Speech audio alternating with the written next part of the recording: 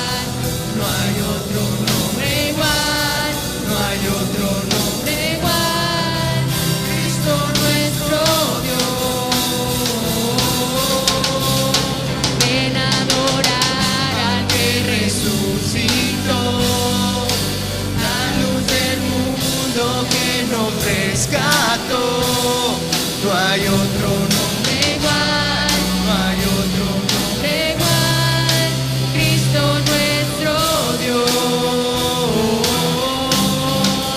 El vencedor que a la diestra está, ante su trono montes caerán.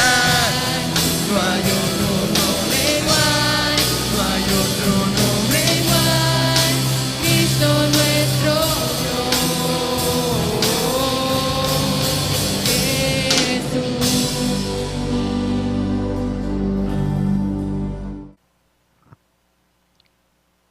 Hermanos, sobre todo los que ya tenemos cierta edad, no vamos a hablar de años, pero de cierta edad, que nos ha tocado vivir diferentes tiempos, diferentes épocas,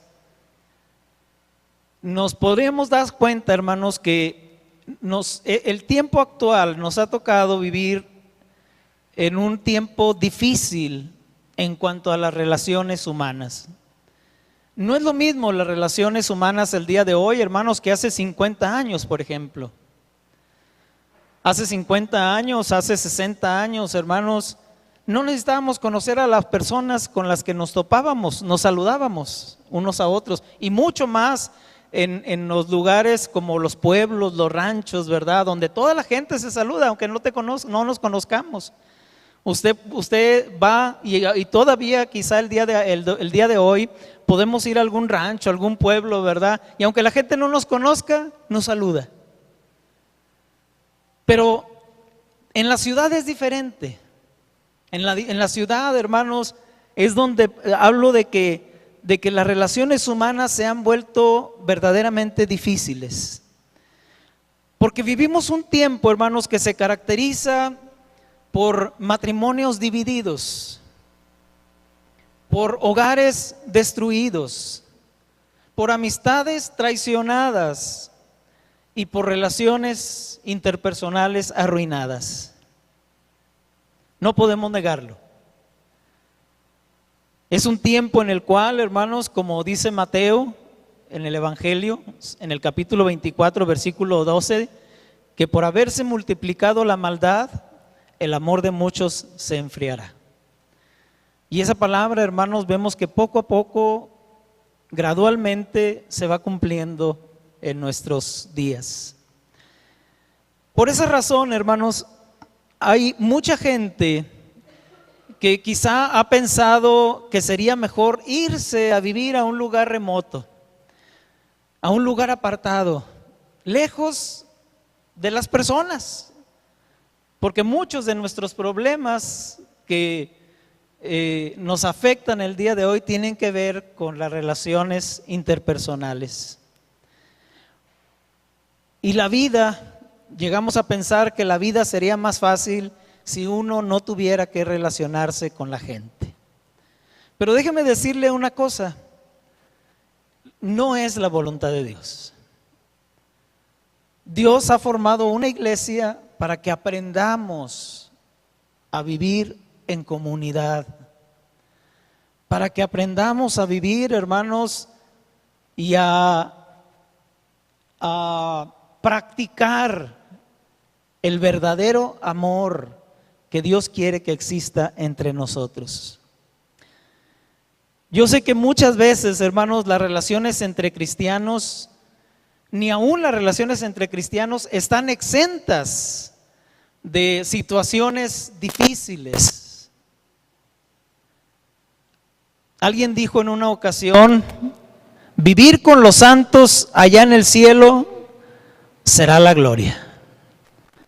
Pero vivir con los cristianos aquí en la tierra, esa es otra historia.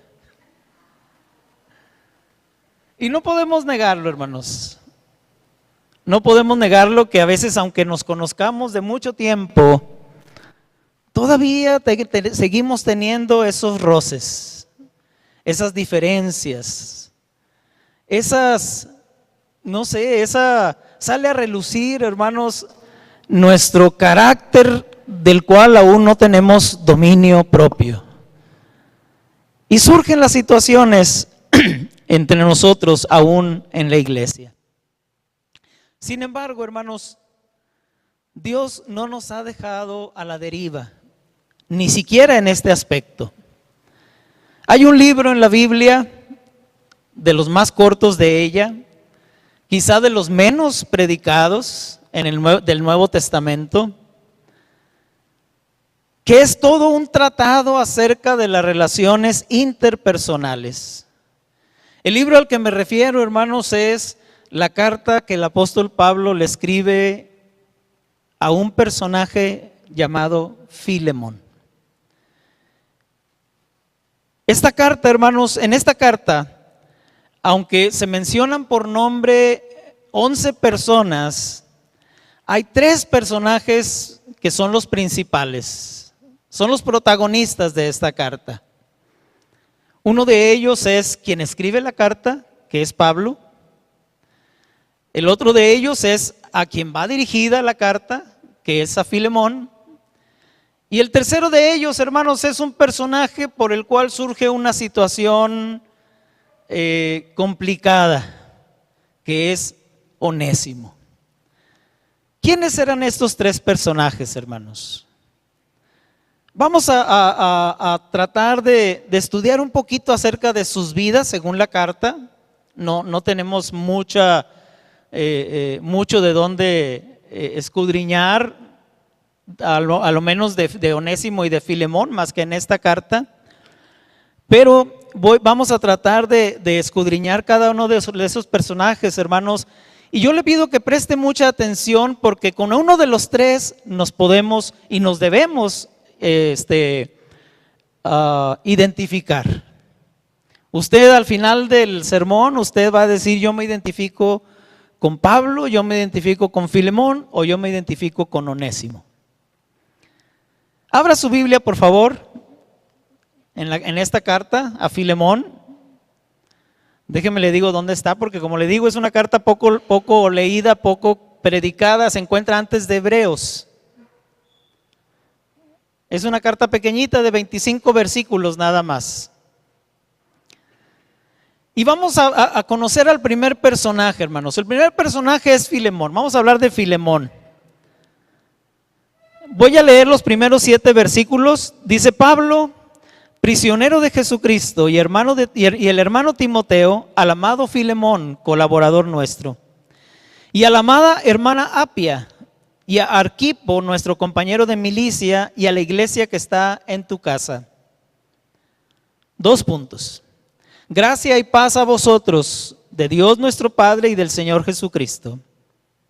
Doy gracias a mi Dios, haciendo siempre memoria de ti en mis oraciones, porque oigo del amor y de la fe que tienes hacia el Señor Jesús y para con todos los santos, para que la participación de tu fe sea eficaz en el conocimiento de todo el bien que está en vosotros por Cristo Jesús. Pues tenemos gran gozo y consolación en tu amor, porque por ti, oh hermano, han sido confortados los corazones de los santos. ¿Quién era Filemón, hermanos? Filemón era un hombre que tenía mucho que agradecerle a Dios. Había sido bendecido con una buena familia y con seguridad financiera. Su nombre, así como la ciudad donde vivía, que era Colosas, y su posición social, hermanos, nos sugieren que Filemón era un gentil. Es decir, no era judío, no era del pueblo judío, era gentil. No cabe duda, hermanos, que Filemón era un cristiano, un hombre cristiano. Pablo, si usted se fijó en el versículo número 1, que acabamos de leer, le llama colaborador. Una palabra que cuando Pablo la utiliza, hermanos, regularmente se refiere a sus hermanos en el Evangelio. Esto se confirma, hermanos, al observar que Pablo también manda un saludo a la iglesia que se reunía en la casa de Filemón, allí en el versículo número 2. El nombre de Filemón significa amado. Y por la forma en que Pablo le habla, por la forma en que se dirige a él en esta carta, podemos darnos cuenta, hermanos, que Filemón era una persona sumamente amada por el apóstol Pablo. Además, hermanos, el hecho de que Pablo le llame colaborador nos da a entender que Filemón era más que un creyente pasivo. Al contrario, él estaba involucrado activamente en el ministerio. En el versículo 17, un poco más adelante de los versículos que leímos, Pablo también le llama compañero,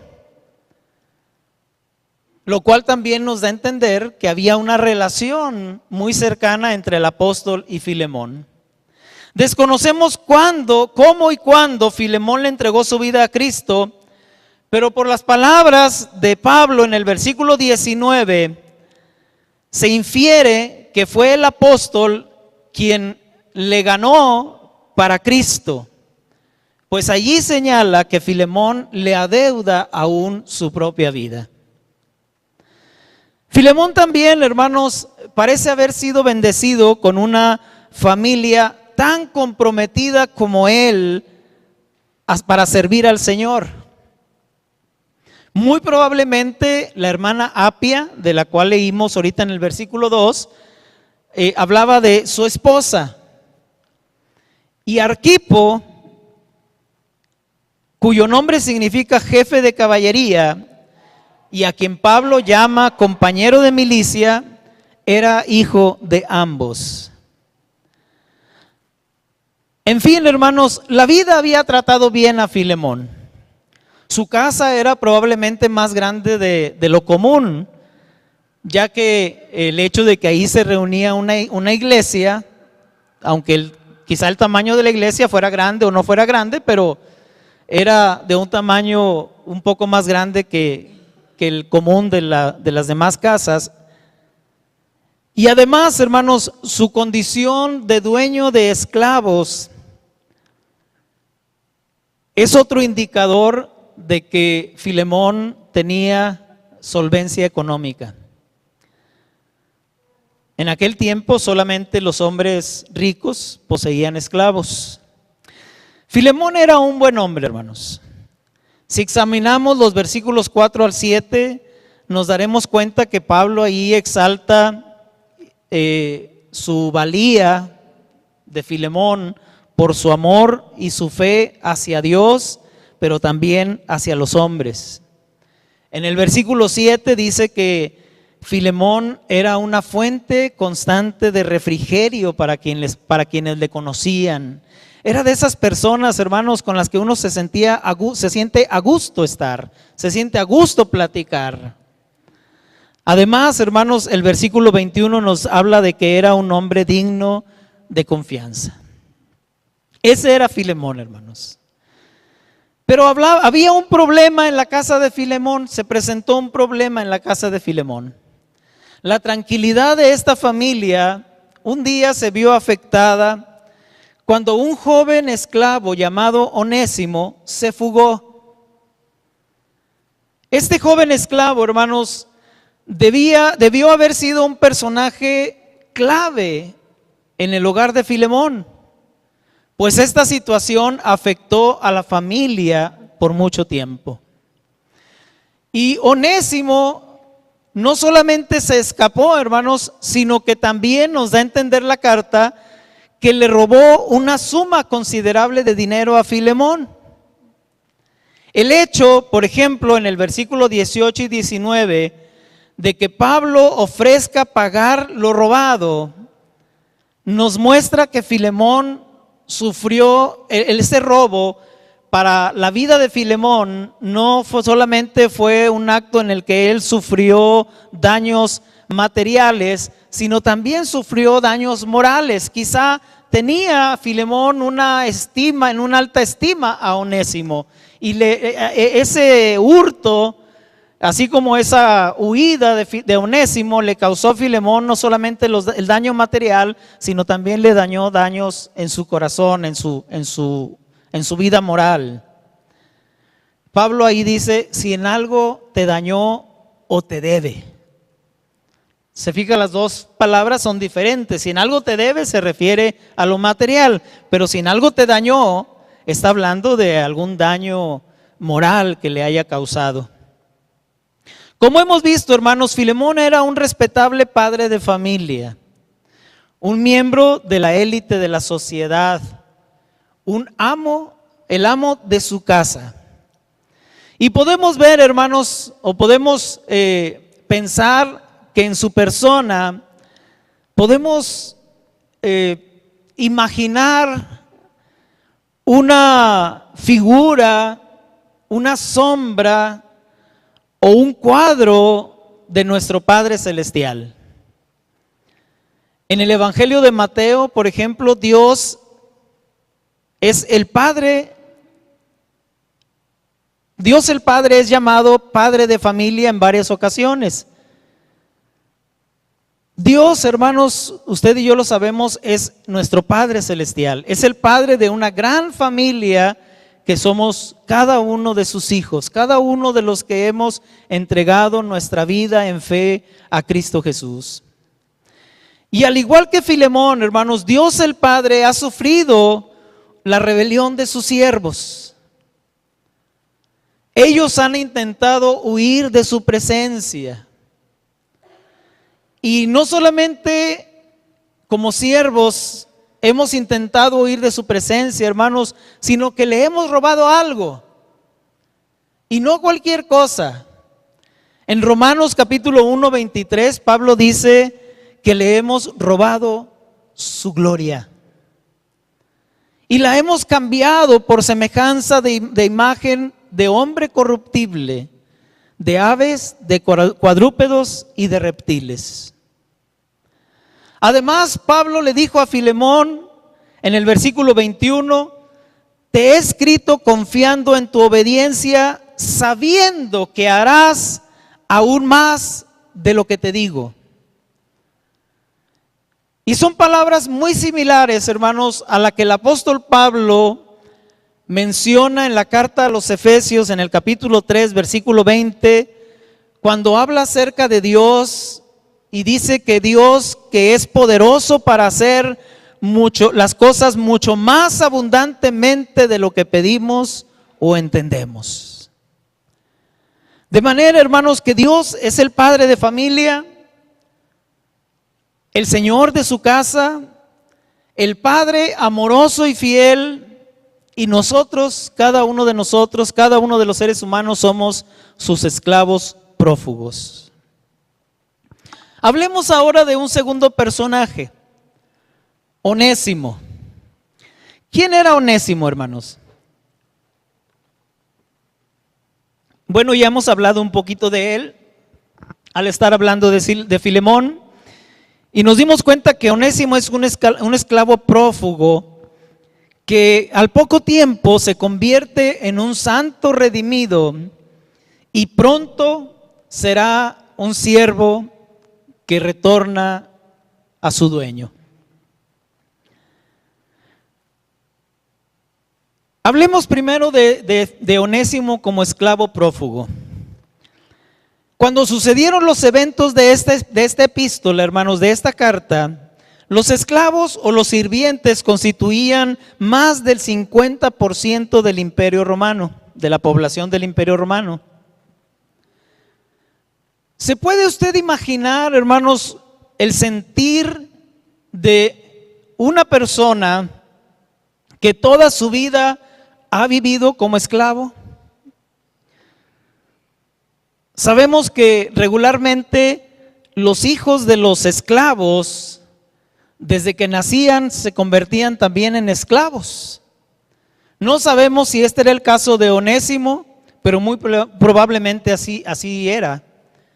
Imagínense, hermanos, a este hombre viviendo toda su vida como un esclavo. ¿Cuántos sentimientos habría en su corazón? ¿Cuánta amargura? ¿Cuánto resentimiento? ¿Cuántos celos? ¿Cuánto odio? ¿Cuánto envidia podría haber acumulado en el corazón de Onésimo? ¿Por qué me ha tocado vivir este destino? Quizás se preguntaría Onésimo. ¿Por qué no pude haber nacido libre como Arquipo? Después de todo, soy tan inteligente, talentoso, capaz y tan ser humano como cualquier otro. Onésimo, hermanos, representa a todo hombre. Todos, sin excepción, somos siervos prófugos de Dios. Cada cual, dice el profeta, se apartó por su camino. Y no solamente somos prófugos, siervos prófugos de Dios, hermanos, sino que hemos intentado escapar con toda la gloria que podamos llevarnos de Dios. Clamamos por libertad, porque no queremos, hermanos, saber nada de restricciones. Nuestra naturaleza rebelde, hermanos, no quiere saber nada de mandatos o de prohibiciones. Nos rebelamos contra ello de manera natural. No estamos dispuestos a someternos a nadie, ni siquiera a Dios. Sin embargo, hermanos, lo que muchas veces ignoramos es que todo ser humano somos esclavos de algo o de alguien. La palabra de Dios dice que somos esclavos del pecado para muerte, o somos siervos de la justicia para vida eterna. Pero no podemos escaparnos de esa realidad. Somos esclavos o somos siervos de alguien o de algo. Y no importa cuán rápido corramos en nuestra huida, no importa hacia dónde dirijamos nuestros pasos, no importa cuánto haya sido lo que robemos, la palabra de Dios en Números 32:23 dice que nuestro pecado nos alcanzará. Así de rápido es nuestro pecado. Y todos los caminos de nuestra huida, hermanos, nos pueden llevar lejos de Dios y nos pueden llevar a la prisión del pecado. Pero también la Escritura nos recuerda en Proverbios 28:1, huye el impío sin que nadie lo persiga. Y muchas veces, hermanos, esa es la vida del ser humano. Nos encontramos huyendo, nos encontramos corriendo, no sabemos hacia dónde vamos. El Salmo número 1, hermanos, dice que los incrédulos son como el tamo que arrebata el viento, que van de aquí para allá y no saben ni hacia dónde van. Y tenemos la tendencia a huir de lo bueno, a huir de lo que verdaderamente nos conviene.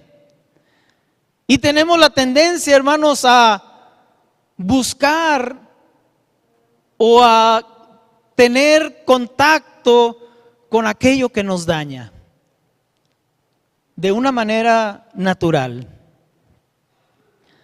Ese fue Onésimo, hermanos, un esclavo que huía de su amo. Pero un día, nos dice aquí la Escritura, que un día, aún en su huida, la vida de Onésimo cambió de modo radical y eterno. La Biblia no nos dice de qué manera sucedió, no nos da detalles, pero en su huida, Onésimo se topó con el apóstol Pablo, muy probablemente en una prisión romana, porque en el versículo 10 dice Pablo: te ruego por mi hijo Onésimo, a quien engendré en mis prisiones. Engendré en un sentido figurado, en un sentido espiritual, es lo que está diciendo Pablo. Y conociendo la pasión evangelística del apóstol Pablo, hermanos, no dudamos que no tardó el apóstol en abordar el único tema por el cual vivía: predicar el evangelio de Jesucristo. El apóstol Pablo, hermanos, al apóstol Pablo nada lo detenía de predicar el evangelio. Ni siquiera el estar preso, ni siquiera el estar encadenado. Aprovechaba cada persona con la cual se topaba, con la cual se encontraba, para compartirle del amor de Dios y del evangelio de Jesucristo. Y lo mismo sucedió con Onésimo, cuando tuvo ese encuentro con él. Onésimo, le preguntaría el apóstol Pablo, ¿alguna vez has pensado en tu vida espiritual? Onésimo, ¿alguna vez has escuchado hablar de la historia de Jesucristo? De manera, hermanos, que Onésimo, convencido por las palabras de Pablo y por el Espíritu Santo sobre todo, le entregó su vida a Jesucristo. Y nació, hermanos, de ese encuentro una hermosa relación de padre e hijo entre Onésimo y Pablo. El versículo 10 no lo dice, ¿verdad? Te ruego por mi hijo Onésimo. Pablo le hablaba ya como un hijo, lo trataba como un hijo. Y con la confianza, hermanos, de una relación, de esa relación que inspira entre un padre y un hijo, Onésimo no tardó en confesarle a Pablo su falta cometida al huir de la casa de Filemón. Y Pablo, hermanos, como buen padre, no padre pasalón, sino como buen padre de familia, tuvo que confrontar a Onésimo con su error, con su falta, con su pecado, y con la correcta decisión que debía tomar ahora que se había convertido en un hijo de Dios. Y la correcta decisión era que él debía volver a la casa de su amo Filemón. Claro que aquello, hermanos, aquello que Pablo le estaba pidiendo a Onésimo, constituía para él un gran riesgo. Porque Filemón, como su amo, estaba en todo su derecho, hermanos, la ley se lo permitía, estaba en todo su derecho como su dueño de mandarlo encarcelar, de mandarlo azotar o más aún de mandarlo matar en cuanto lo encontrara. Pero en los versículos 8 al 10, hermanos, nos damos cuenta que Pablo, por eso Pablo le escribe esta carta a Filemón, para instruirle cuidadosamente a su amigo acerca de cómo debía tratar a su siervo cuando regresara.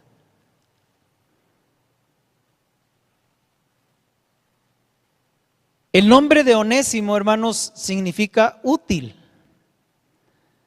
Y Pablo, quizá con ironía, pero al mismo tiempo con palabras llenas de sentido y de propósito, le dice a Filemón en el versículo 11,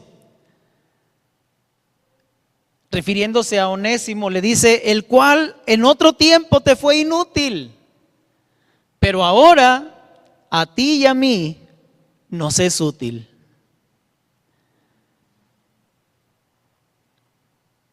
¿Se da cuenta, hermanos, que hay un parecido con cada uno de nosotros?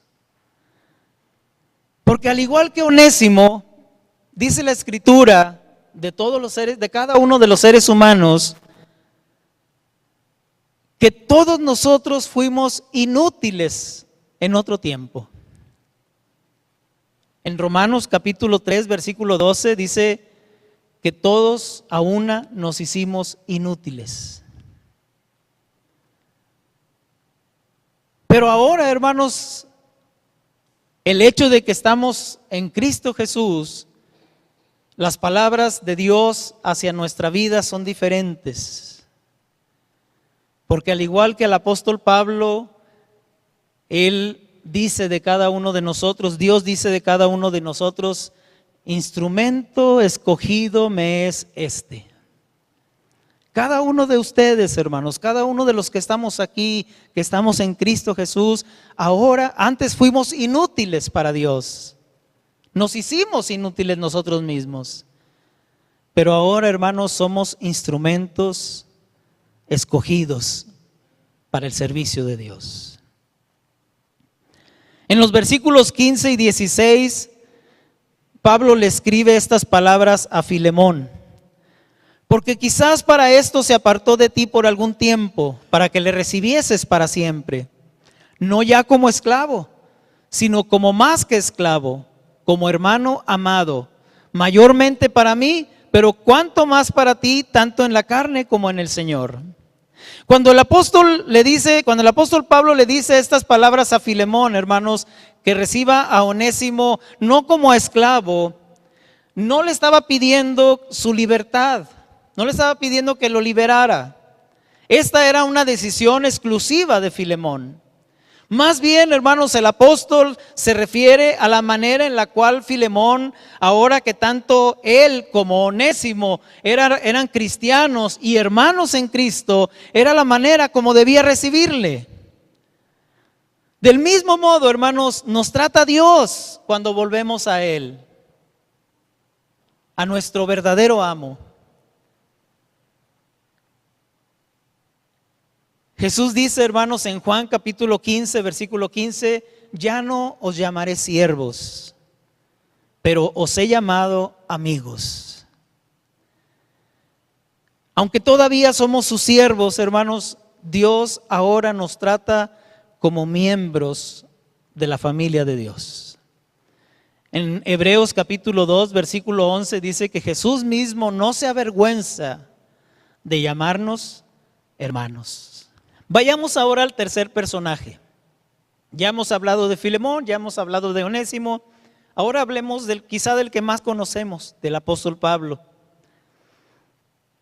Ya hemos visto, hermanos, que Filemón puede representar, o podemos verlo como un cuadro representativo de nuestro Padre Celestial. Y hemos visto también cómo Onésimo también puede ser un cuadro representativo de lo que es un siervo inútil y rebelde, como cada uno de los seres humanos. Y este drama, hermanos, que se presentó entre esos dos personajes, pudo haber terminado con un final trágico de no haber sido por la hermosa reconciliación que trajo la intervención de un hombre mediador, el apóstol Pablo.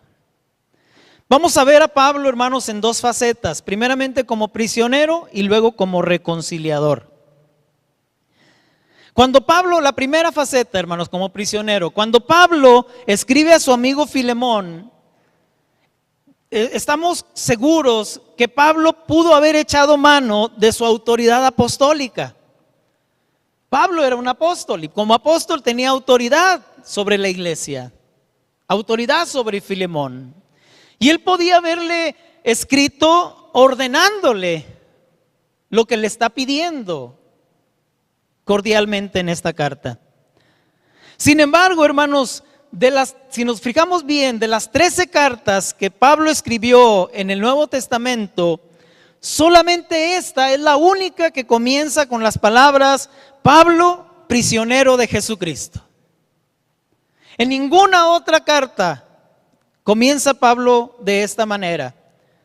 Además de esto, hermanos, en estos breves 25 versículos de esta carta, Pablo menciona, hermanos, hace referencia a sus prisiones en 5 ocasiones. O sea que cada 5 versículos podemos decir, Pablo menciona que es prisionero por Jesucristo. ¿Por qué Pablo menciona tanto, hermanos, sus prisiones en esta carta a diferencia de las otras? Porque Pablo, hermanos, no estaba apelando a su autoridad apostólica, sino que estaba apelando al corazón compasivo de su amigo Filemón. En esta carta, hermanos, Pablo actúa como un cuadro representativo del gran reconciliador. ¿Quién es el gran reconciliador, hermanos? Jesucristo.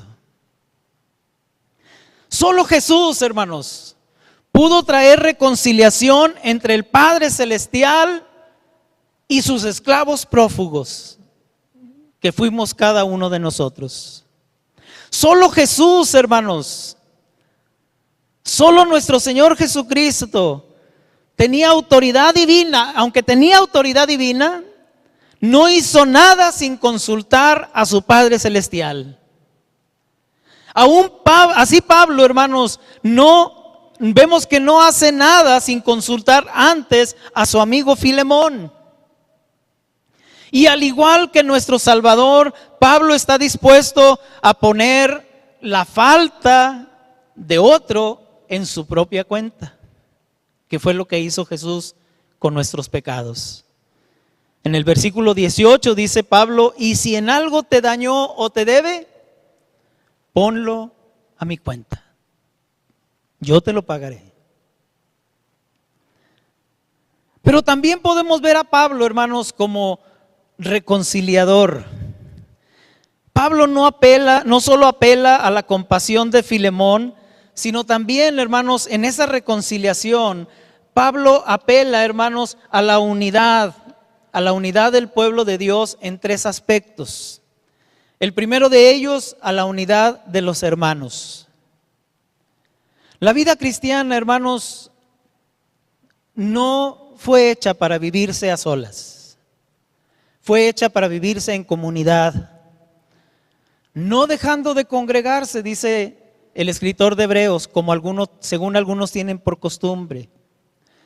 Somos parte, hermanos, los unos de los otros, y somos miembros de la misma familia. Somos hijos del mismo Padre. Hemos sido engendrados por el mismo Dios. Y aunque el asunto, hermanos, de la carta es muy delicado y personal, como nos podemos dar cuenta, también podemos ver que Pablo hace extensiva esta carta a la amada hermana Apia, la esposa de Filemón, a Arquipo, el hijo de ambos, y también hace extensiva la carta a la iglesia que está en tu casa. ¿Por qué, hermanos?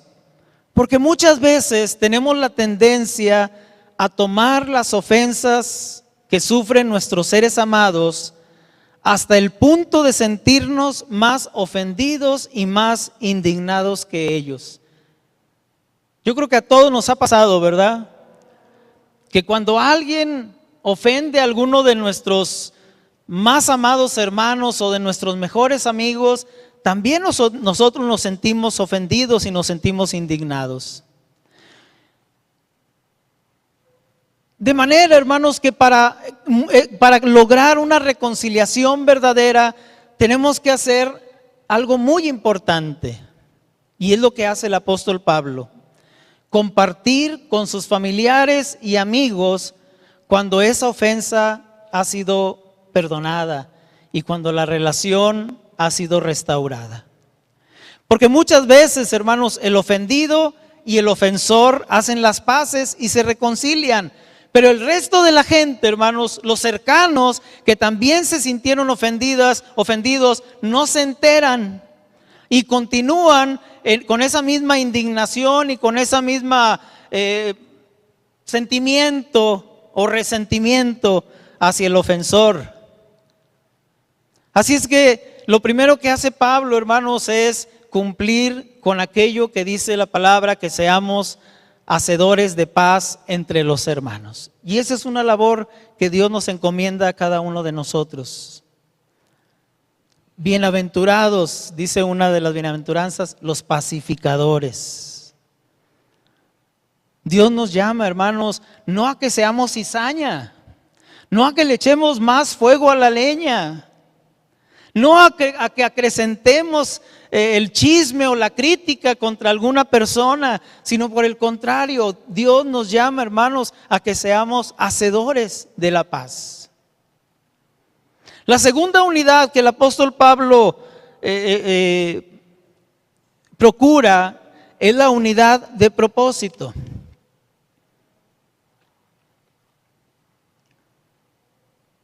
Cuando se refiere a Filemón y le recuerda su participación como colaborador, y a Arquipo como su condición como compañero de milicia, lo que Pablo está haciendo, hermanos, es fijar la atención de ambos en el propósito principal de sus vidas, que es el propósito principal también de las nuestras. ¿Y cuál es ese propósito, hermanos?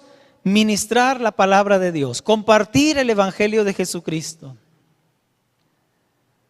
¿Y qué sucede, hermanos, cuando empieza a haber rencillas entre nosotros?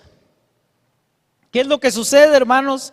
Que dejamos de predicar el evangelio y empezamos a enfocarnos en las diferencias que hay entre nosotros. Empezamos a enfocarnos, en lugar de enfocarnos en ir y compartir la palabra de Dios a toda criatura, hermanos, empezamos a criticarnos y empezamos a hablar mal los unos de los otros y empezamos a exponer nuestra envidia y nuestros celos contra los demás, y eso empieza a ocupar el lugar de nuestro verdadero propósito. No es posible, hermanos, esto. ¿Cómo podemos permitir que los problemas insignificantes de nuestras relaciones humanas interfieran con la gloriosa tarea de llevar el evangelio de Cristo a toda criatura?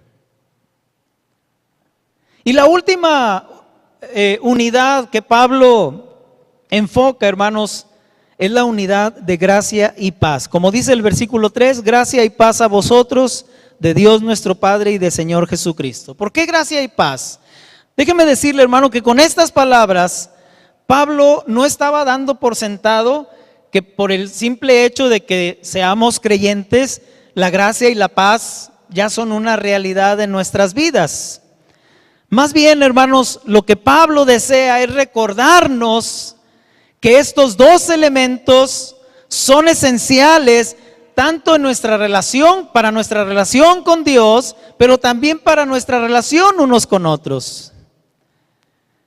En otras cartas donde aparecen estas dos palabras, gracia y paz, aparecen siempre en el mismo orden. Porque así, hermanos, como ha sido necesaria la gracia de Dios para que haya paz entre Él y nosotros, de la misma forma, la reconciliación entre nosotros y la consecuente paz solamente es posible por medio de la gracia de nuestro Dios.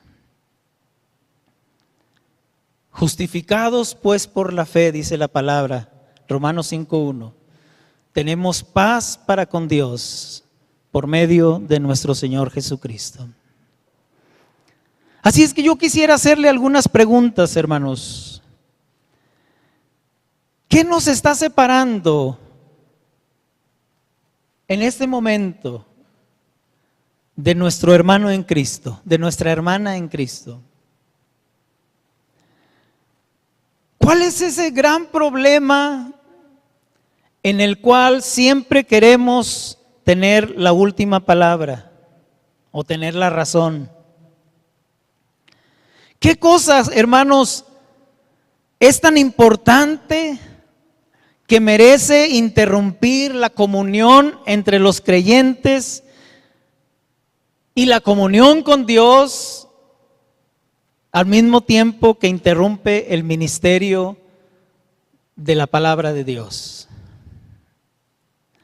¿Acaso, es otra pregunta, acaso la gracia y el amor de Dios, hermanos, que dice ella misma que cubre multitud de pecados o multitud de faltas, acaso, la gracia y el amor de Dios no son suficientes para matar y sepultar las enemistades humanas bajo la sangre limpiadora de nuestro Señor Jesucristo? ¿No será suficiente? ¿Podrá Dios confiar, hermanos, en que tú y yo haremos no solo lo que Él nos dice, sino aún más de lo que nos dice o nos pide, acudiendo a nuestro hermano o hermana con el que tengamos alguna diferencia, acudiendo a él o a ella con nuestro corazón en la mano? ¿Podremos hacer lo que Dios nos está pidiendo, hermanos? ¿O podremos hacer aún más de lo que nos pide cuando regularmente nos sentimos que somos los ofendidos y que es la otra persona la que tiene que tomar la iniciativa para venir y pedirme a mí perdón? ¿No podré yo tomar la iniciativa, hermanos, y hacer más de lo que Dios nos pide, aunque yo sea el ofendido? Así es que ahora sí yo le invito a que meditemos en estos tres personajes. ¿Con cuál se identifica usted? Porque no importa cuál sea su condición actual. Tú eres un onésimo, quizá tú eres un onésimo, quizá tú te identificas con un onésimo que necesita admitir su culpa, su falta, su pecado. Confesarlo y pedir perdón, no solo a Dios, sino también a la persona a la que has ofendido. O quizá tú te identificas con un Filemón, dispuesto a tener un corazón compasivo para perdonar y olvidar la ofensa, como también Dios nos perdonó a nosotros en Cristo Jesús. O a lo mejor nos podemos identificar, hermanos, con Pablo, que fue enviado por Dios, como lo hemos sido cada uno de nosotros, para cumplir el gran ministerio que nos ha sido encomendado, el ministerio de la reconciliación. Segunda Corintios, capítulo 5, versículo 18, si usted gusta abrir su Biblia, dice de esta manera: y todo esto proviene de Dios, quien nos reconcilió consigo mismo por Cristo y nos dio el ministerio de la reconciliación. ¿Con cuál de estos tres personajes se identifica, hermano? ¿Con Onésimo? ¿Con Filemón? ¿O con el apóstol Pablo? Medite en ello, por favor, un momento. Antes de participar de la cena del Señor, antes de participar de la sangre y el cuerpo de Cristo, antes de participar del pan y del vino que nos recuerdan el sacrificio de nuestro Señor, meditemos, hermanos. ¿Quién soy yo en este momento? ¿Un Onésimo que necesita pedir perdón? ¿O soy y volver a tener una relación con mi amo, con mi Señor? ¿O soy un Filemón que necesita tener un corazón más compasivo como el de Dios nuestro Padre y perdonar al que me ha ofendido, aunque no me pida perdón? ¿O soy un Pablo, un intermediario, un mediador, un reconciliador entre dos personas para poder lograr la paz entre ambos?